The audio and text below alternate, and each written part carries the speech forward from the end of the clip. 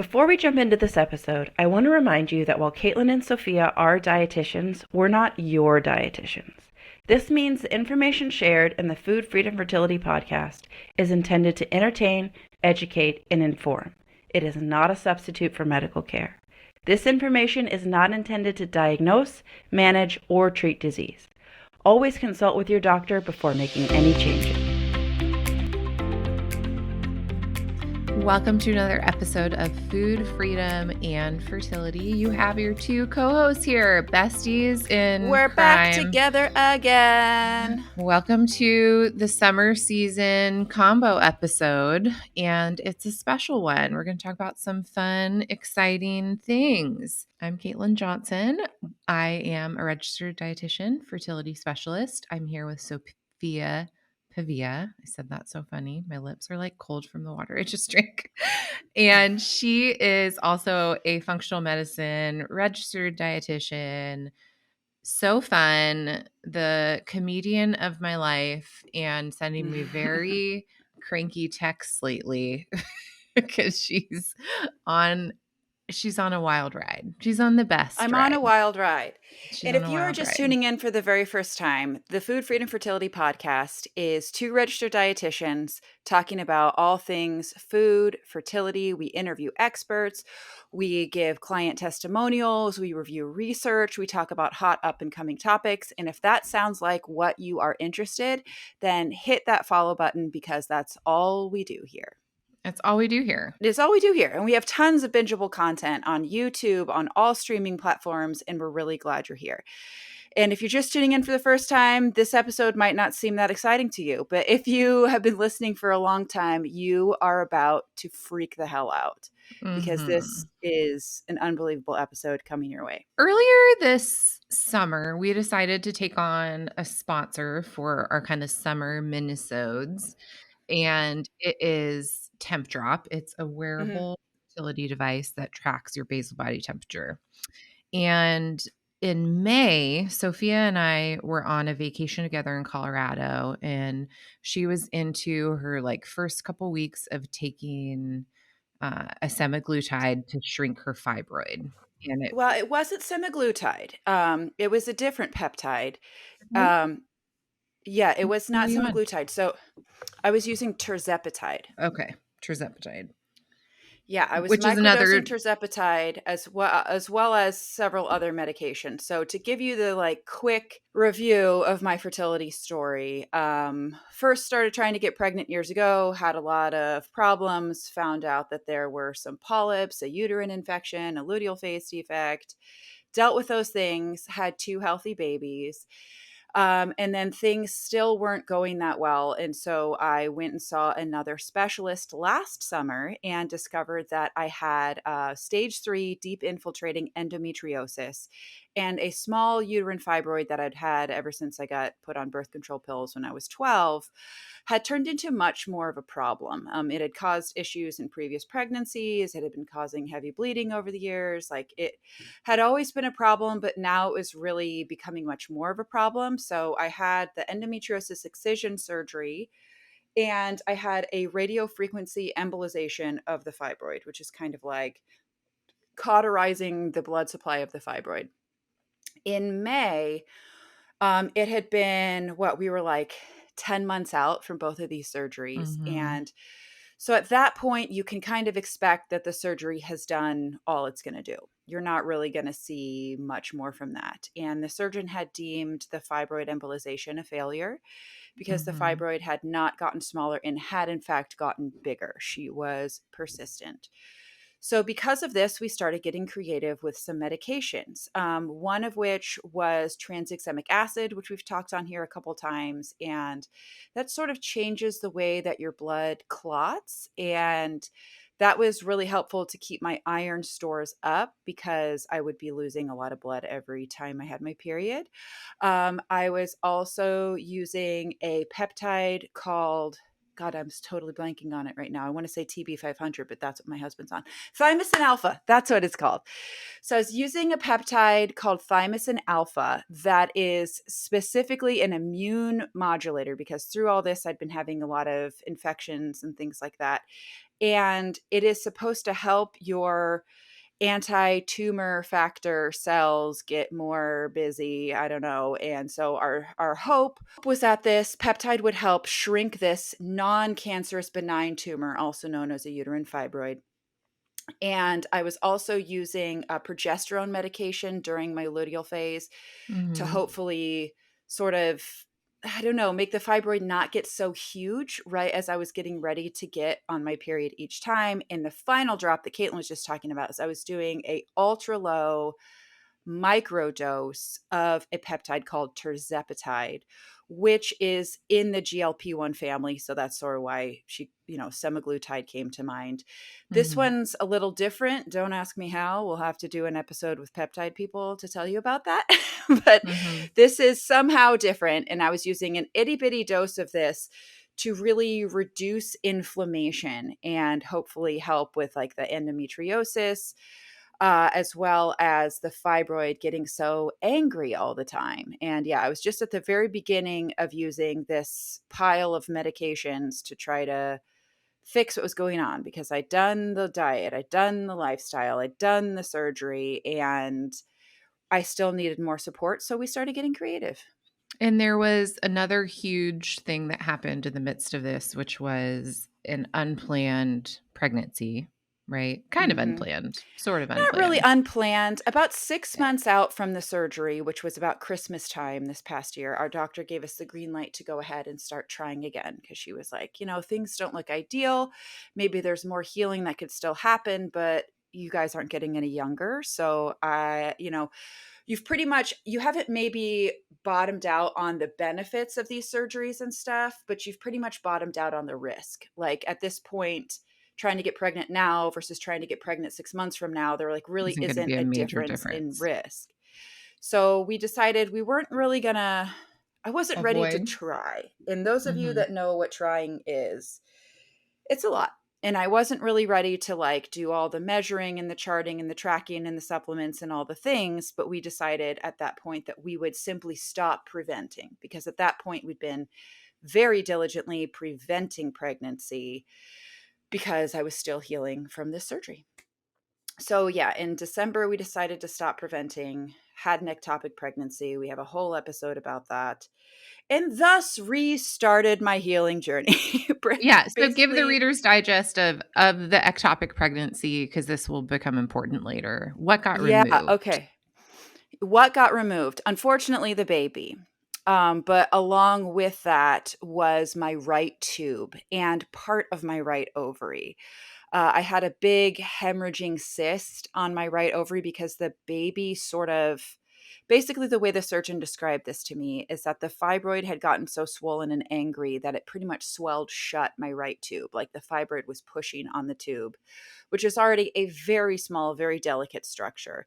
So it was open enough for the tiniest cell in the human body, a sperm, to make it up through, but certainly not open enough for a fertilized baby to come back Mhm. through. A big Mhm. honking whopping cluster of cells, probably like the biggest in the human body, to then make it Mhm. back through by that point. Mhm. So the baby being trapped, I think tried not to implant for as long as possible because I had my period. And then afterwards is when all the symptoms and the positive tests and everything happened. So the baby had implanted sort of half in the tubal opening, half on the ovary, sort of like in this Mhm. in between space, grew too big, busted everything open, bleeding, dying, all the things. I had an emergency surgery in January to save my life. And as a part of that, they had to take off part of my right ovary and my entire right fallopian tube were gone. And you fast forward a handful of months, and I think we should skip over some of the details just for our time's sake because there's stuff we really Sure. want to dig into. But you guys kind of were given the green light in a personal sense of like some life changes have happened and we're ready to start Definitely. trying again, right? In the midst of all of this, y'all, my husband he got medically retired, which is a little different, from his career in the Navy. And we decided we were going to just have him take a year off. We saw this coming. We worked really hard to build our savings account so that he could take a year to kind of come to a complete stop before going into something else. Because most guys that do his job get out and they're in the master's program at USC, and they're interning at Google, and they have a full-time job at the Future Foundation, and they're doing all of these things, still going 200 miles an hour, and they Not crash healing. and burn and get a divorce or an addiction or both, and just totally implode their lives. And we didn't want to do that. So he took time off. And in that time off, he was really like, we cannot possibly have another baby. I'm not working. We don't have that same cash flow. And then also the surgery, the ectopic, like all of this happened within that timeline. And in June 2025, which just happened, it's probably releasing in like August, September 2025.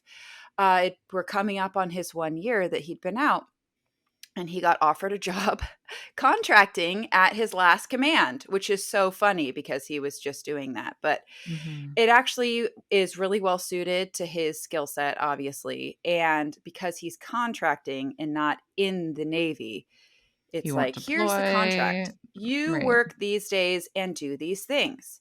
And if it's not these days or these things as outlined in the contract, contractually, it's not your job.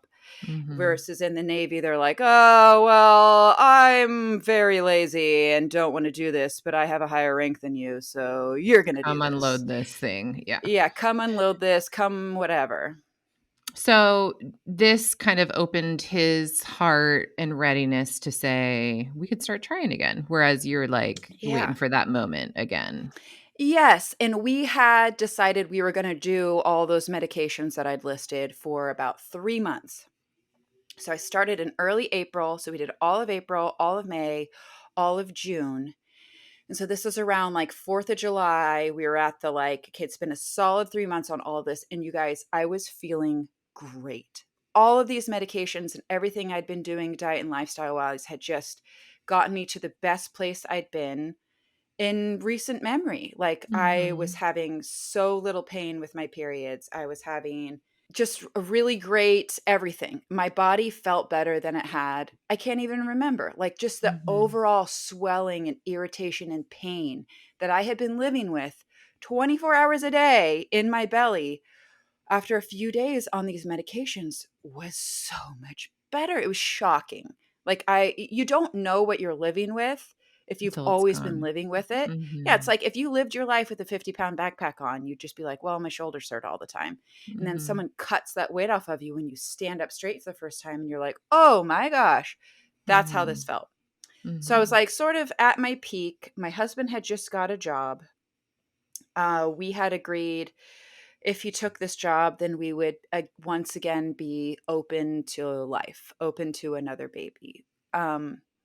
I don't know that we weren't in the place where we were like trying, quote unquote, and doing all of the things, because as much as Caitlin and I do this for a living, you guys, we don't actually like doing everything all the time to try to conceive. We are like you, and we want to just sort of live our lives. And if a baby happens, it's out of like love and passion and not out of like much measuring and appointments. So we decided we would not prevent and give an actual, get together during the fertile window, wear the temp drop, I was on like Vitex and drinking fertility tea. I mean, we hadn't gone like 10 out of 10 as far as trying, but I was doing the things that I knew could help make a baby. So I'm looking at my phone and our texting. And on July 24th, I got sent a picture of, if you're on YouTube, you can kind of look at this chart with me. Yeah, it's my temp chart. It's her temp chart. So you can see on here. From Temp Drop, who's sponsoring this episode, that there's a very obvious ovulation where the temps go up. Before that, in this screenshot, I can also see very obvious cervical mucus. So And she, on the big cervical mucus day is very obvious 2 little hearts of two us little getting hearts. together and being lovers. I'm laughing because I just listened to the most awkward podcast that the Bible Project guys did on. It's called Let's Get Physical, and it's about the term nephesh, and a big part of it is about how there's some instances of nephesh, which basically means like soul or creature. And they cannot talk about sex without being so nerdy and dorky and laughing. And we do this for a living, and I still feel that way. Like I was Oh judging my them. gosh, I know. And This is why literally we when you never just have dudes on here, because we're always like, he said wiener. I was just thinking like, oh, I judged them so hard 2 days ago when I was listening to this episode. And when you just said that, I was like, oh man, it's just so funny all the different ways you can say sex. There's 2 hearts. We had sex. Throes of Yeah. passion. We We had knocked sex, one all out right, of the park. everybody. PNV, big time. We did it, and which was kind of crazy because my husband was at his new job, and his new job is not it's not in town. He has to drive like a couple hours away. Not horrible, like 2.5, 3 hours, but not coming home every night. But he Mm-hmm. had a little bit of time in there where they didn't need his specific skill set for like a couple days because they were doing other things. Other And things. because in his contract it says your job is these things, and if they're asking him, if they need somebody to do things that aren't those things, it can't be him. So he came home, and we were Had sex together a in the couple times. biblical sense. Did he come home for this at all? Would he have normally just stayed, or like were you No, he guys came that home. intentional just to be home? Yeah, it just happened to be. It just happened to Okay. be at the right time. It wasn't specifically for this. It just was. I mean, maybe in his mind it was. Maybe he's like, I'm going to get me a I'm piece. I coming don't really home. know Yeah. what he was hoping for, but the thought was, he just a part of the reason why he took this job is because he only works about 100 days a year at this job, which means the rest of the time he's home. And he's already done the 6-month deployment, 8-month training block. Like, he doesn't want to be away from me and his kids for weeks and That weeks and long. weeks, months and Yeah. months and months. Yeah. And so being I love away for that. like 6 days, coming home for 2 days, being away for 5 days, coming home for a night, being away for 4 days, like, that is much more manageable, because then he'll come home and be home for like 6 weeks and have no, Mm-hmm. it's just much more manageable. So he wanted to come home because he, praise God, loves his home life. Yeah, I love So that. he wanted to come home, and it just so happens that that was in my fertile window that month. So she literally sends me this picture, no context. And my response is, well, this will be a great temp drop ad if you are. No word of pregnant, no word, but this is just our relationship. And I just Yeah. like at rereading this, she's like, aside from me forgetting to put the temp drop on the day I actually ovulated. Yeah, I know, right? God. But this is my first cycle wearing the temp drop, and there In a is while. one Yeah. design flaw in the temp drop, and I know that we're supposed to be like promoting this thing, but the one flaw in temp drop's design is you have to actually put it on. And if you don't do that, It it doesn't work. can't work. That's Yeah. that's the one hitch in the giddy up that temp drop has not yet solved, is if you don't actually use the This is device not will not work. surgically implanted into your arm to get your No, temperature. it's not. So here we are. We're not even like 8 days post ovulation, or maybe right about there. And Mhm. we're texting back and forth. And Soph is like, man, I'm so tempted to take a test, but I'm not going to. I'm going to wait the end of the weekend, yada, Mhm. yada. But I don't think that happened. I No, it don't. didn't happen. I started taking tests probably 7, 8 days post ovulation, like a psycho. And they were, of course, negative, negative, negative, negative, negative all along. Negative day 7, negative day 8, negative day 9, negative day 10. And also, part of this is we had like a memorial event for one of our neighbors who died in the line of duty a few years ago. And we always put on this like big party for him. And even though I have really drastically cut back on the amount of alcohol I consume. I just, wanted to have the option of, or just, I don't know. I wanted to be like, okay, the test was negative this morning. So should I choose to have a beer, I'm not going into this like Yeah. totally negligent. I love that. I mean, you got to live your life, and you guys really weren't like totally trying, right? Like Yeah. We it. were, I would say, I would give us like 4 out of 5 stars of trying, like not a 5-star effort, but doing the things, most things that need to be done in order to try. So day 7 post ovulation ish is July 24th. It's a Mm-hmm. Thursday. She starts testing. I get a random set of texts of like negative, negative. There's still a chance, negative, negative. And then on July 31st, I get a FaceTime call, which Soph and I talk a lot. And then like I went out of town and she's like, "Where are you? I miss you." But like we text back and forth a lot. We're talking friend Probably things, we're talking most business days of the week, things. there's at least a text going back and forth between the two of us. Whether the other person replies that same day, May or hit or may not. miss, Yeah. but there's Yeah. usually a something. And it's not always business. It could just be like, I just ate No, it's something so like, spicy. You'd be so proud of me, Caitlin, because she yeah. loves heat or whatever, Or I friend sent, stuff. oh man, I ate the spiciest Quest protein chips just to try them out on our plane ride. And literally, I love spice. My mouth almost fell off my body. You I just like runny immediately, nose, like oh, it was clearing your so throat. bad. We hadn't even taken off yet. And I took a picture of the bag and texted it to Soph immediately and was like, "This will kill you. You will die if you eat these. Don't ever try them." Don't ever Anyway, try them. so there's texts like Noted. that. Then there's like, "Hey, you need to respond to this email," whatever. We don't Mm-hmm. typically just FaceTime each other. We do sometimes. We get on the phone and pray. Sometimes we'll FaceTime when we are cooking or whatever, but it's not like the common thing. And I remember being like, she's FaceTiming me. Interesting. And then I answer it and I see Louie, which is also not like the normal thing. Mm-hmm. And hello.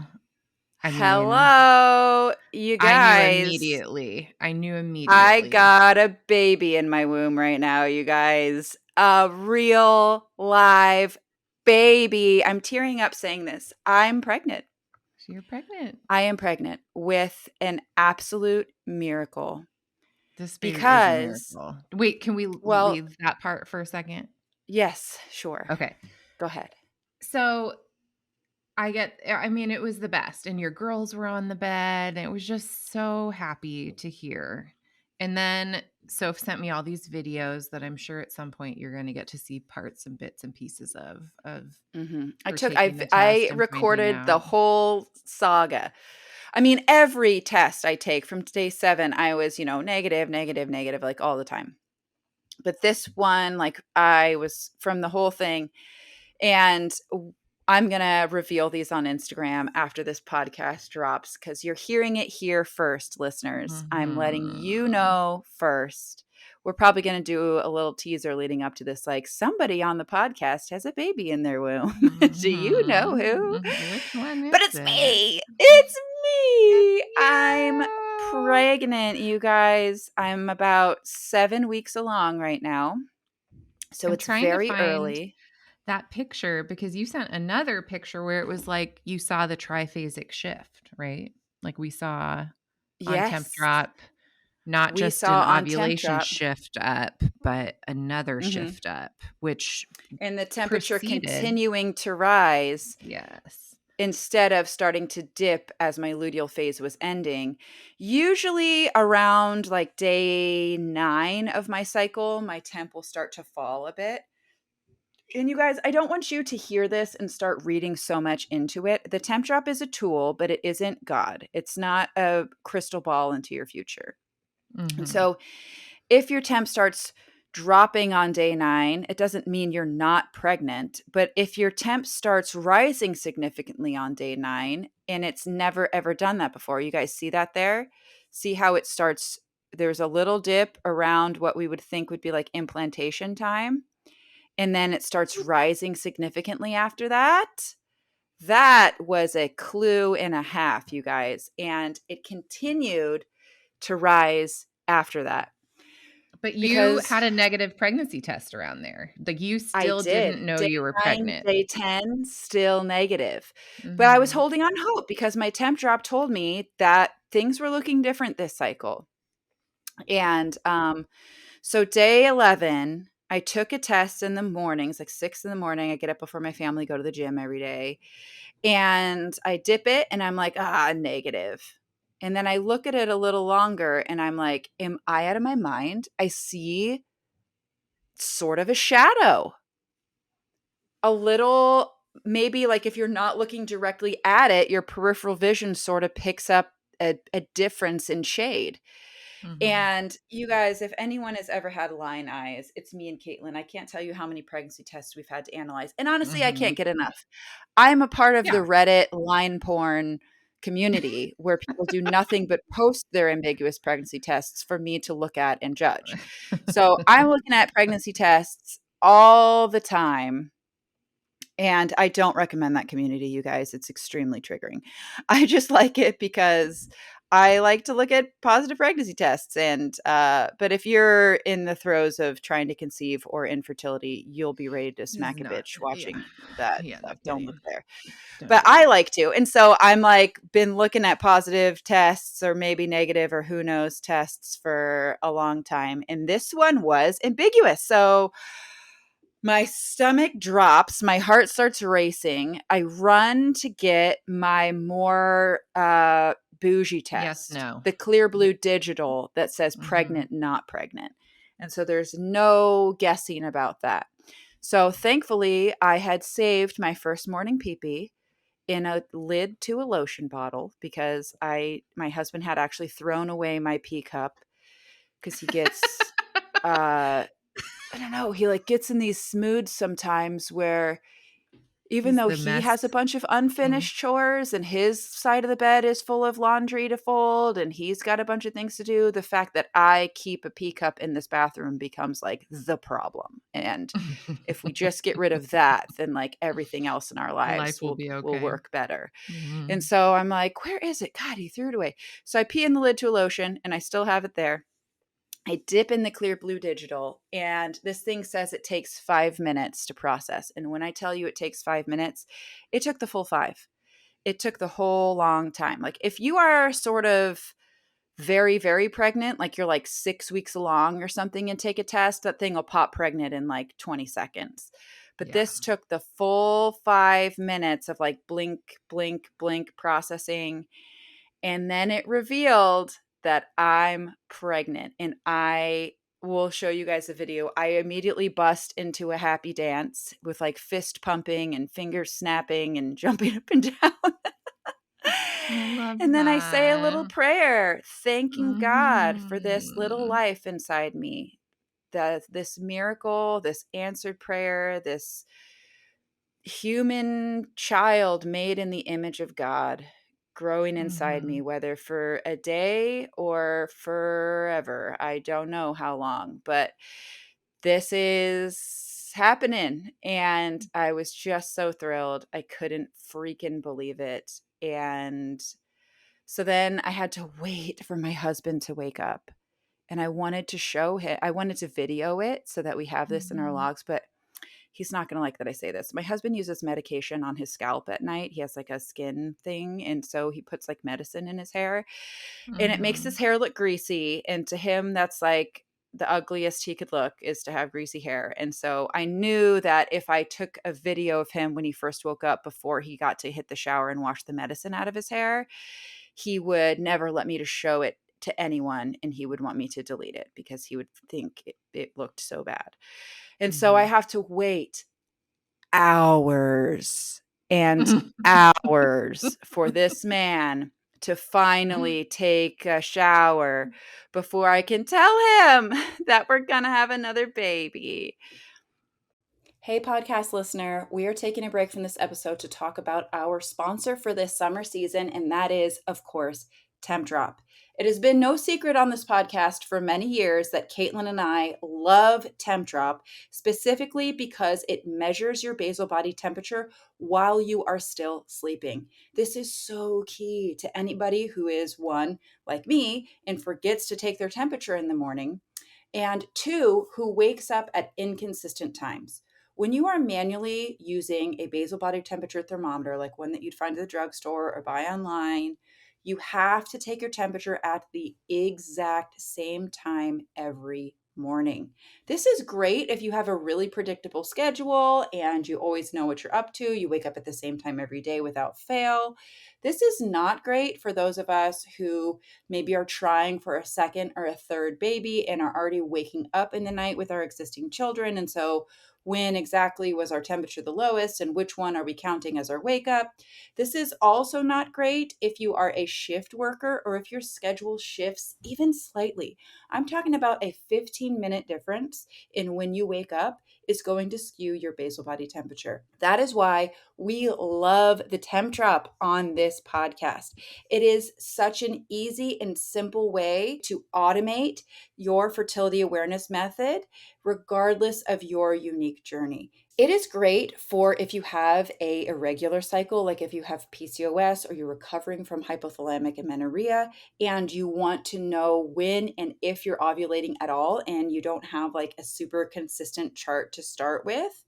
And it is great for anybody who just wants one less thing to think about. Temp Drop does not rely on your memory. It relies on science-backed data that is always improving and always growing and is truly the highest quality. Temp Drop is committed to supporting individuals with connecting with their bodies. They support to make things more accessible rather than replacing existing methods. Temp Drop is here to make what you're already doing easier. So if you want to try out Temp Drop and sort of automate your fertility awareness temperature taking, use code FFF15 at checkout at tempdrop.com.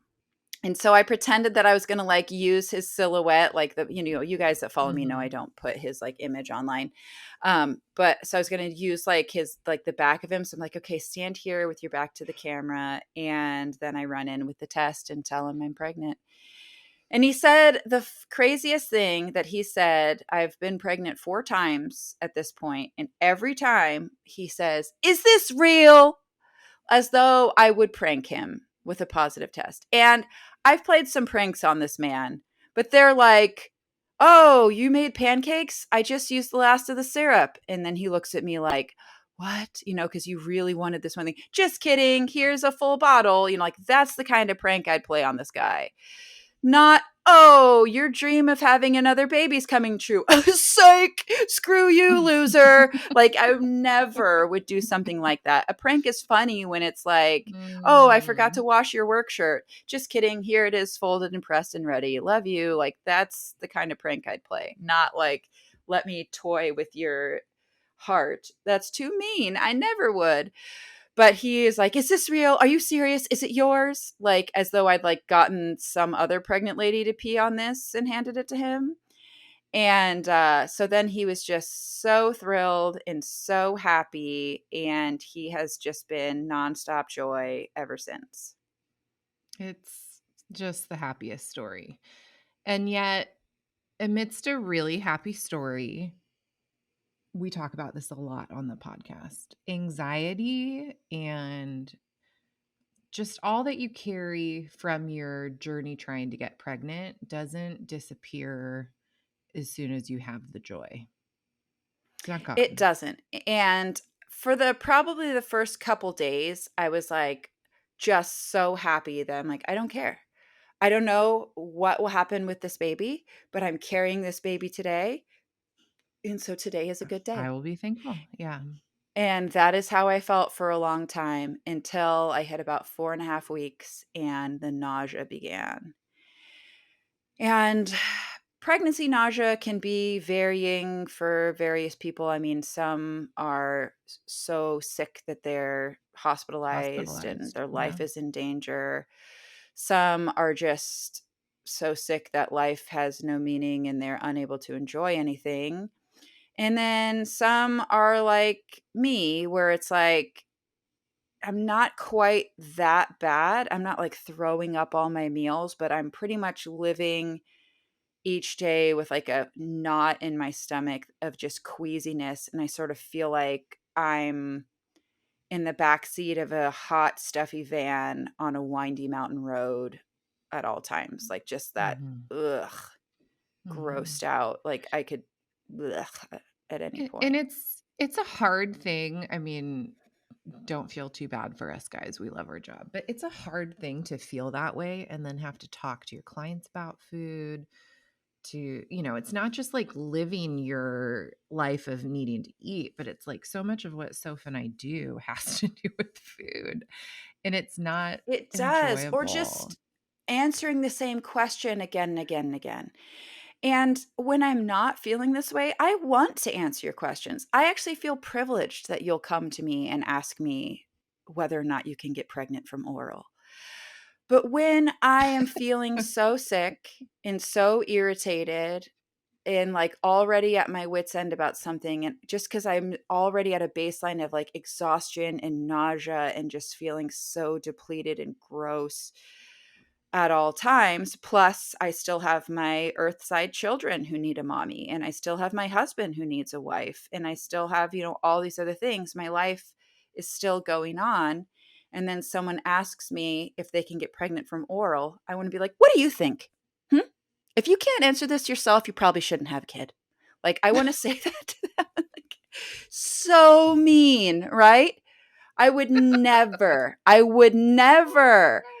But like, you know what I mean? Like someone that's like comes on and is like, I've been pregnant 6 times by accident. And it's because I drank the blue body armor drink. And you're like, I hope that your children have more than 2 IQ points to rub together. Because if they do, thank God for their dad. It's not coming from you.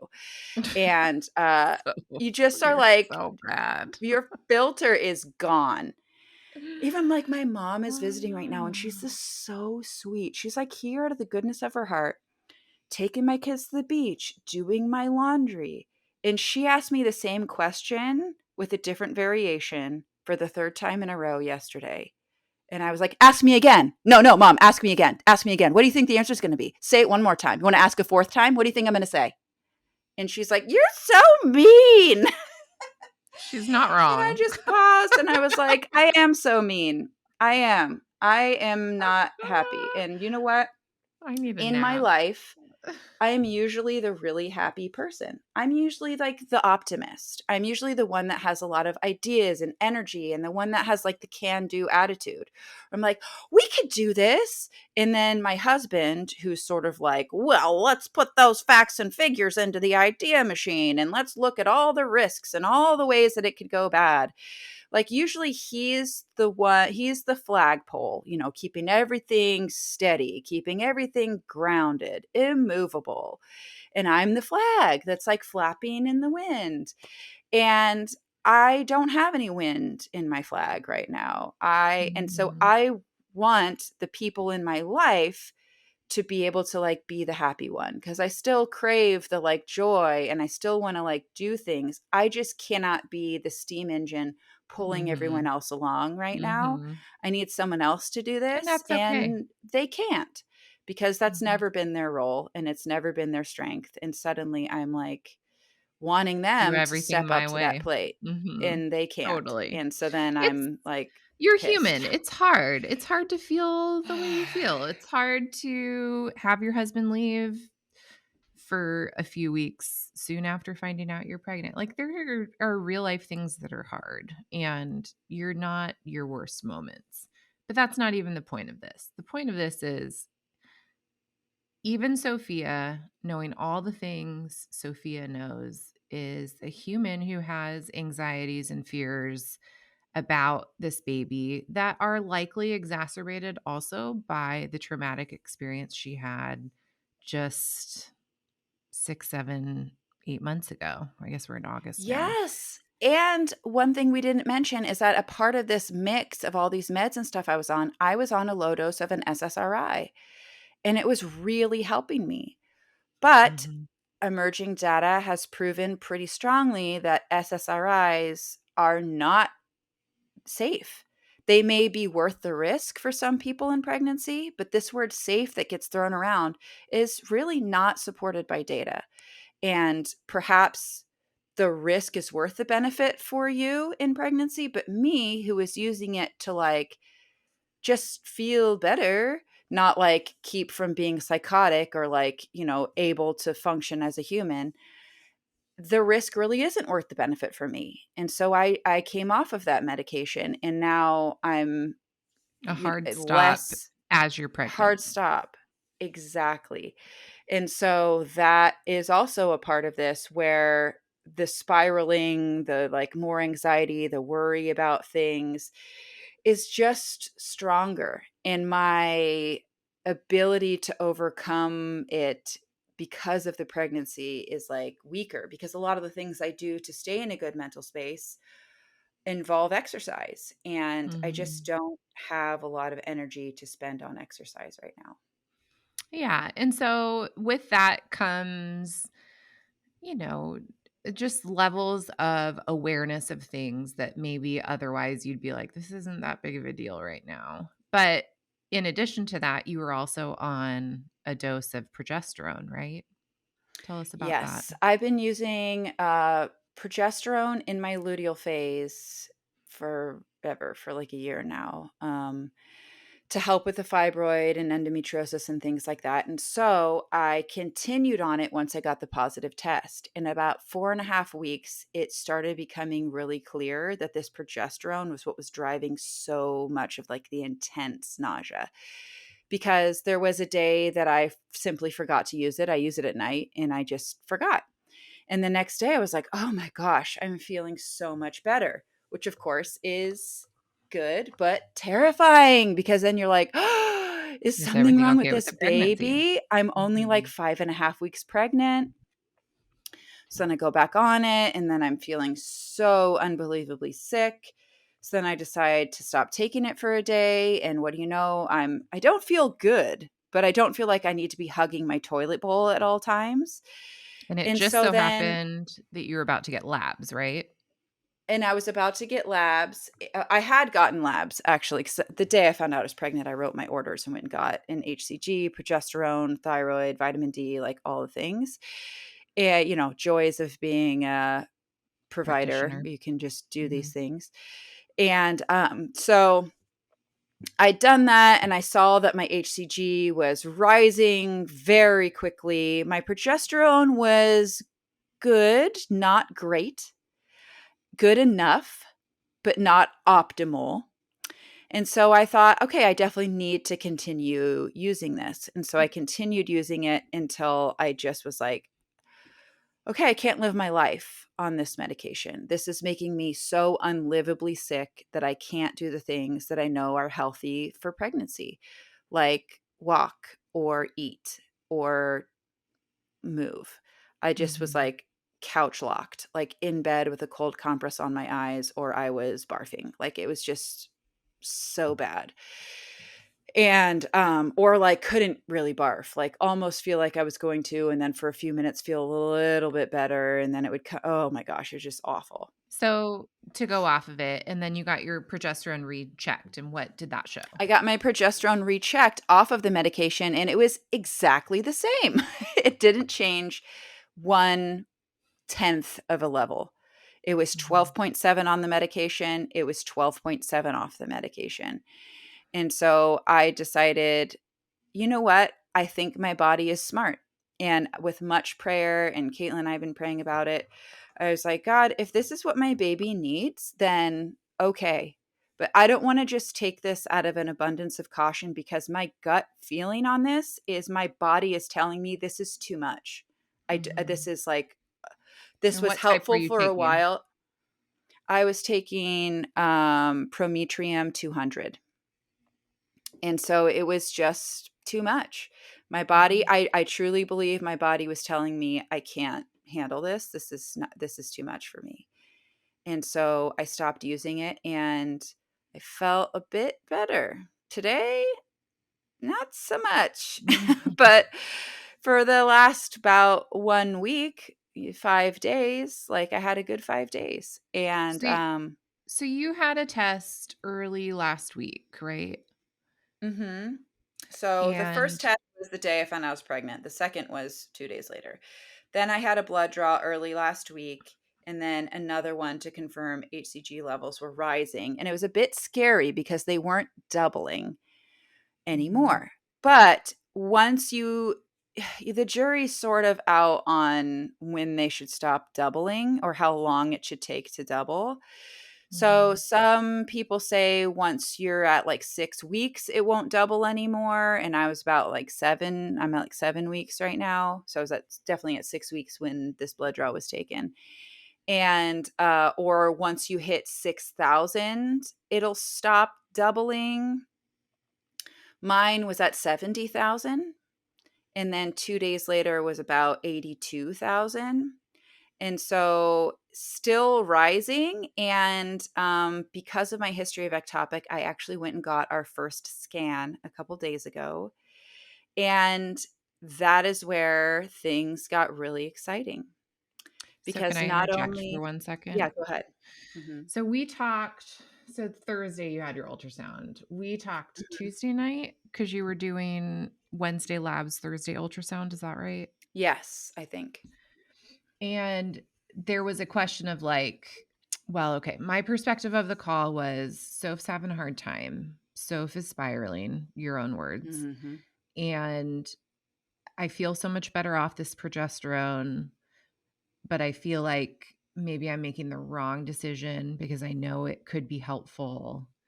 But I have another blood draw tomorrow and I want to see what Hmm. happens having not being on it. Like, how is my level still in the 12s or how is it doing? Hmm. And it felt like a really, from my perspective, like incredibly scary for you to A, have to make that call, and Yes. B, yeah, I mean, and I don't want to be like, oh, Soph couldn't control her brain. That's not the point of this. The point of this is like, A, even knowing it all, and maybe because you know it all, it feels just as scary or maybe more. But B, like these are hard moments in your life when you don't necessarily have a belly yet. There is no kicking. There's not reassurances that you can get at different points in your pregnancy. And there's so much trauma and history leading up to it.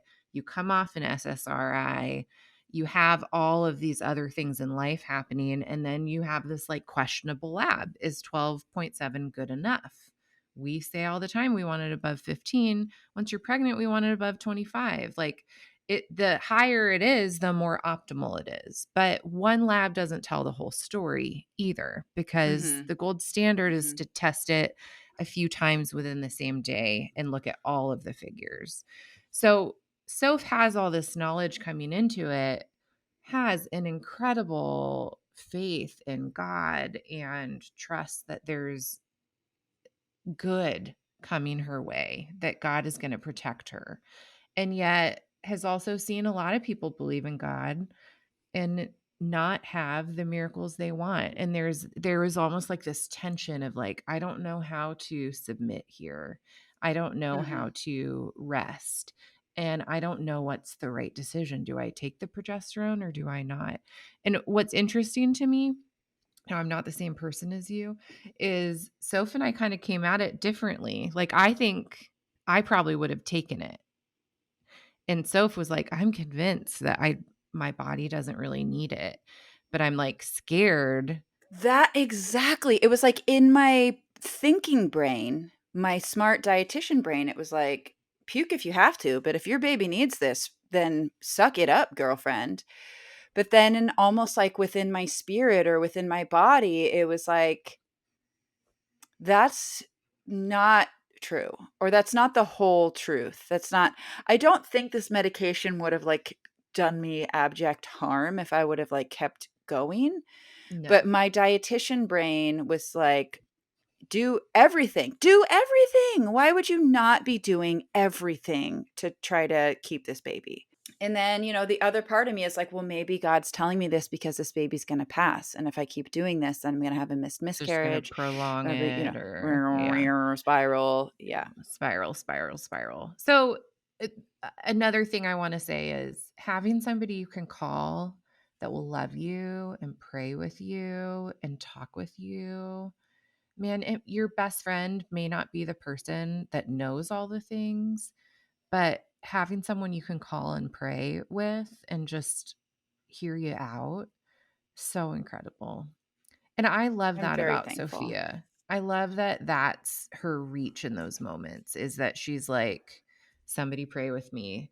Somebody, and then like we pray and then she prays. It's not just like amen. She's like, God, I agree. And I'm here with my heart pouring it out to you. I feel like I've learned so much about prayer just listening to you pray. Oh, But Caitlin, that's such a compliment. at the end of the phone call, I said to her, or some point in it, like, I knew you were having an ectopic pregnancy when you were having an ectopic pregnancy. And I don't believe God's going to tell me everything you ever need to know about your own fertility and health. Like, I do not have any sense or scare. Like, I think God has a redemption story in this and like a miracle to show you. Like, that was my impression. Like, there's a miracle coming. There's going to be such a sign that it's obvious that God has a redemption story here. That was my impression. And Yeah, because I'm not in the emotions of it, just trying to continue to paint the picture that there's hope here and it's not all scary, and maybe the decision isn't you're doomed if you do this or you're doomed if you don't do this, that God's in this and we can't forget him in these moments. that is very true. And that leads us up to Thursday when we went and had our first scan. And this was the night before. I had two dreams that there was no baby and that my uterus was just empty. And that was sad and scary. And then I had one dream that it was twins, which unfortunately for me is also scary. I realize for a lot of people that's like the dream. And if that's your dream, then wonderful. And you know what? People have had twins forever since the beginning of mankind, and they have gone on to have totally beautiful, wonderful lives. But to me, that sounded like, how could I ever handle that? And so scared both ways. So then I go into the scan and we find something so incredible that not only is there one baby thriving, heartbeat pumping, even sort of doing its little pollywog wiggle with its, tail and like no arms, little arm and leg buds, but it this is what's so crazy. My right ovary is the ovary that is half gone. They had to take part of it off because of the ectopic pregnancy. There's no tube over there. And the left side has been a bit of a question. Is the tube open? We don't even really know because all other pregnancies that I've had have always come from the right. Both my daughters came from the right side. This ectopic obviously was on the right because the right tube is the one that's blocked and the right ovary is the one that got damaged.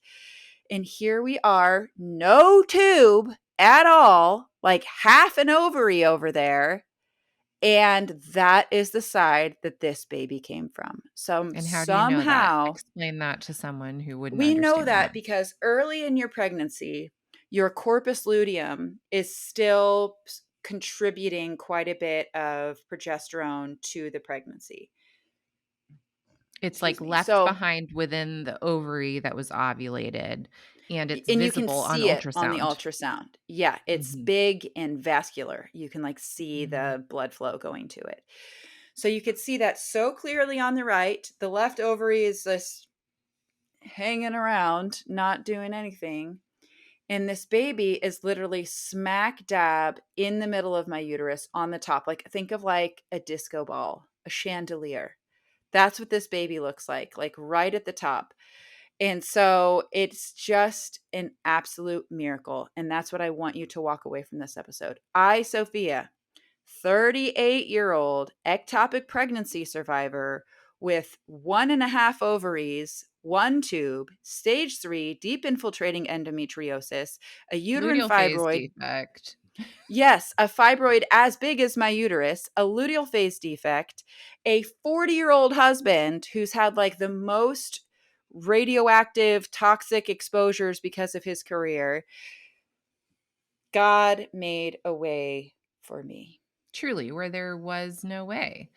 I mean, what that means, guys, is she had her right ovary ovulate, and this baby most likely probably didn't find its way into the uterus from where the right fallopian tube was. It reached over. It got pulled from the fibrae of the left fallopian tube. The left tube, which we've never known to work. We've never seen work. And here it works. It's just amazing. I've only ever heard of this one other time. The sonographer, who's like the best in the biz, I send everybody to him who lives in town. He was like, I said to him, I was like, well, look at the right side too, because sometimes, you can have an ovulation on one side and it goes to the tube on the other. He's like, no, that can't really happen. And I was like, actually it can. But exactly. In my practice of helping like thousands of people, I've heard of this 2 times. I've heard of it I once. think. Yeah. Yes, Amazing. so rare. But now here's another one for the record books. And I feel like God was like, here's your miracle. Believe me. Believe that I can do these things for you. In these moments, Sophia, where you are spiraling, remember me. Remember how good I am. Remember how strong I am. Like, I feel like it was just like this display for you. Amen. Just for Sophia's heart. I mean, and maybe for you listening to this encourages you to continue to throw your hopes and your faith in a God that can heal. But from the outside looking in, as a best friend, as a confidant in these moments, as just someone hanging on to your coattails in your life, Soph, because you're just so fun and going so many places. Getting a text message, hearing that heartbeat and hearing the miracle that God has done. I can't say that I was surprised, but I was in awe and just so thankful. And I can't wait to watch this pregnancy. I can't wait to see this baby. I just can't wait. Can't wait for any of it. So we are really, really thrilled here on the Food, Food, and Fertility podcast here in my family, here in Caitlin's family. We are humbled.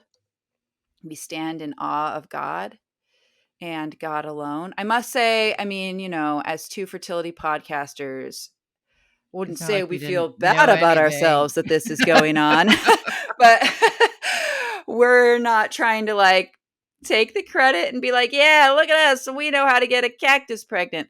We're like, no, this is a miracle and glory be to God. And I want you to not look at this as, well, why didn't I have a miracle? Well, if he's such a miracle worker, then why did your last baby die?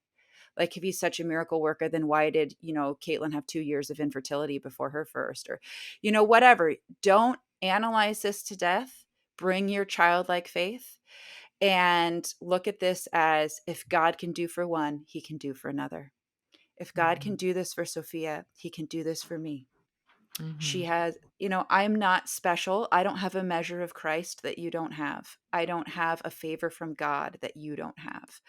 I don't have anything spiritually that you have. I probably don't even have anything physically that you don't have, or intellectually. Maybe I've studied something different than you have, but I wouldn't even say I'm like smarter, faster, stronger, like anything. I'm a pretty average gal. And, this is just a wonderful gift from the Father, not something that I've earned, not something that I, checked all the boxes. And so God said, you can have this. But just somebody who is enjoying the sweet favor of a loving Father who is the God of life. And that's, I think, where we'll leave it. Thanks for coming along for this episode. I know it's a little bit longer in our summer interludes, but I hope that you feel encouragement. We're also super thankful for Temp Drop for kind of the fun, the mix in this story that truly, I mean, it was fun to watch in real time, your charts. So check out our sponsor, check out the show notes, and we'll see you next week. Bye.